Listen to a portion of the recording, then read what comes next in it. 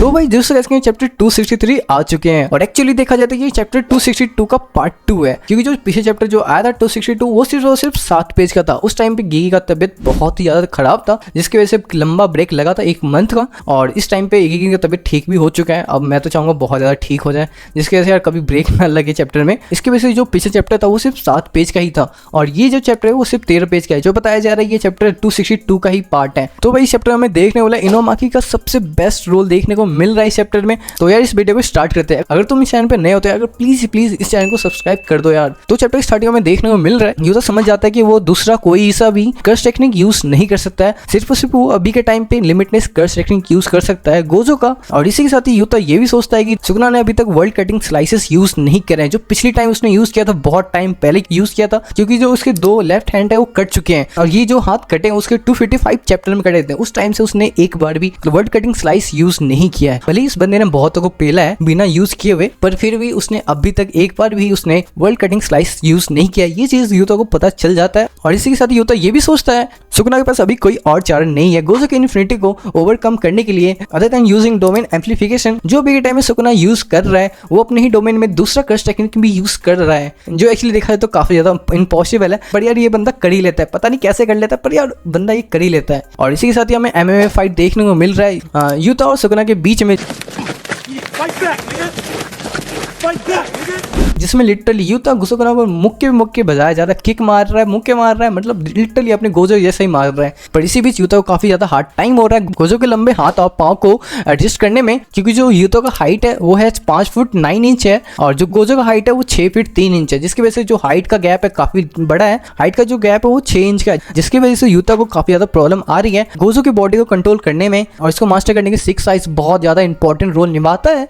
और ये चीज सिर्फ और सिर्फ गोजो कर सकता है या कोई और जो 6 साइज यूजर है वो ही कर सकता है। हमें ऐसा नहीं पता कि 6 साइज ही क्यों ऐसा यूज कर सकते हैं, तो यूता क्यों नहीं यूज कर सकता, सिर्फ ये बात यूता ही को पता होगा, क्योंकि यूता अभी के टाइम पे गोजो की बॉडी में यूता को भी बहुत अच्छे से समझ में आ रहा होगा कि क्यों 6 साइज इंपॉर्टेंट है लिमिटनेस कर्स टेक्निक यूज करने के लिए, जो हमें अभी पता नहीं है। गोजो की लिमिटनेस कर्स टेक्निक को मास्टर नहीं कर सकता है सिर्फ और सिर्फ एक स्वैप ट्रेनिंग में। और तुम पूछोगे स्वैप ट्रेनिंग क्या है? जब गोजो वजह सुकुना का बैटल हुआ था उससे पहले गोजो और यूता ने अपने सोल को स्विच किया था एक दूसरे से, जिससे वो ट्रेन कर सके। और इसके बाद यूता को गोजो की बातें याद आती है, जिसमें गोजो बोलता है it's okay I am the strongest, जिस पे यूता सोचता है कि how much did it take to say that confidently. But इसके बाद ही सुकुना भी नोटिस कर लेता है कि यूता अभी के टाइम पे काफी ज्यादा उसे प्रॉब्लम आ रही है गोजो की कर्स टेक्निक यूज करने में, और पूछता है यूता से तेरे पास टाइम है इसके लिए। और उसके बाद ही बंदा पंच मारता है यूता को, अब बहुत दूर फेंकता है। मतलब यार तू क्या चाहता है, तेरे हिसाब से स्टोरी चल रही है, बंदे कुछ तो रिस्पेक्ट दे, तू भी पूछता भी है उसे मारता भी है, मतलब यार ये बंदा चाहता क्या है। और इसके बाद हमें देखने को मिल रहा है जो केंजाकू है उसने पहले ही इन्फॉर्म कर रखा था सुकुना को यूता कॉपी कर सकता है कर्स टेक्निक को, पर इसके लिए कुछ रिक्वायरमेंट है। रिका को कुछ बॉडी पार्ट कंज्यूम करना पड़ेगा तभी वो कर्स टेक्निक को कॉपी कर सकता है।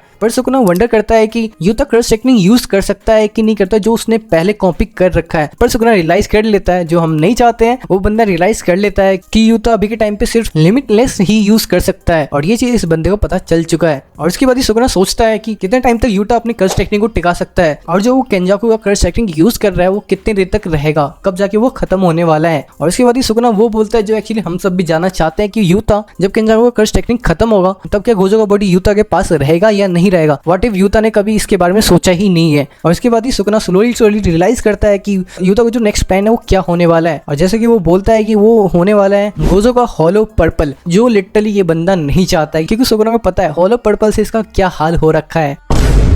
जिसके बाद हमें छोटा सा फ्लैशबैक देखने को मिल रहा है, जिसमें हमें स्विच ट्रेनिंग जो गोजो और यूता को हुआ था वो ट्रेनिंग खत्म होते हुए देखने को मिल रहा है, जिसमें गोजो यूता को बोलता है कि उसकी जो कर्स एनर्जी है वो काफी ज्यादा ही इनकंसिस्टेंट है, जिसपे लिटरली जितने सारे उसके फ्रेंड है लिटरली उसको डिफेंड कर रहे हैं गोजो से। जितने भी सारे उसके फ्रेंड है पांडा इनोमा की सबके सब उसके पास बैठ गए हैं। लिटरली ये सीन काफी ज्यादा होलसम मोमेंट है। इतने सारे चैप्टर के बाद हमें कुछ प्यारे मोमेंट देखने को मिले हैं, वरना तो यार बहुत टाइम से तो हमें खून खराबा ही देखने को मिल रहा है। सुकुना सबको मारते जा रहा है। तो इसी के बीच में कुछ ऐसा कुछ देखने को मिल जाए तो बड़ा ही मजा आता है। और उसके बाद ही यूता चैंट पढ़ना स्टार्ट कर देता है होलो पर्पल के लिए, जिसके बाद ही सुकुना इमीडिएटली यूता का हाथ पकड़ता है, उसे फेंक देता है बहुत दूर, जिसकी वजह से वो अंडू कर सके उसके साइन को। चैंट जो पढ़ रहा है वो होलो पर्पल के लिए, कि वो बिल्कुल भी नहीं चाहता कि वो होलो पर्पल बंदा यूज करेगी, क्योंकि उस बंदे को याद है पिछली टाइम उसने बंदे ने लिटरली होलो पर्पल यूज किया था तो भाई मगुरा को तो खत्म ही कर दिया था, और इस बंदे का क्या हाल कर रखा था तुझे पता ही है। पर इसके बाद यूता ब्लू यूज करता है और सडनली एक रिकॉर्डर सुकुना के पास में आ जाता है और वो बोलता है डोंट मूव। बिल्कुल भाई स्पेनिश और इंग्लिश जैसा हाल हो रखा है सुकुना के बीच में, और ये डोंट मूव बोला है तुम्हें पता ही चलेगा। और ये रिकॉर्ड किस बंदे का होगा? इनोमाकी का डोंट मूव रिकॉर्डर सुकुना के कानों के पास आता है और सुकुना वहीं पर फ्रीज हो जाता है शॉक से। उसके बाद यूता अपना चैंट को कंप्लीट कर लेता है और उसका जो होलो पर्पल है वो रेडी हो जाता है, किसी टाइम पे भी वो फायर कर सकता है सुकुना पर, वो जिस पे एडिटर ने कमेंट करा है अनलीश योर टीचर अल्टीमेट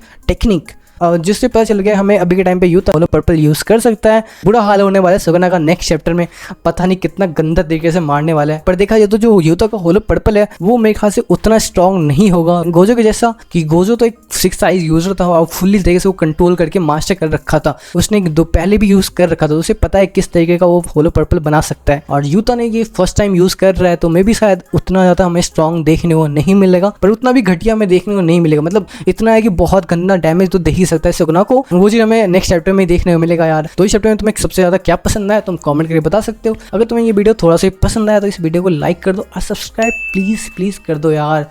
फिर मिलते हैं नेक्स्ट वीडियो के साथ, तब तक के लिए शायोनारा।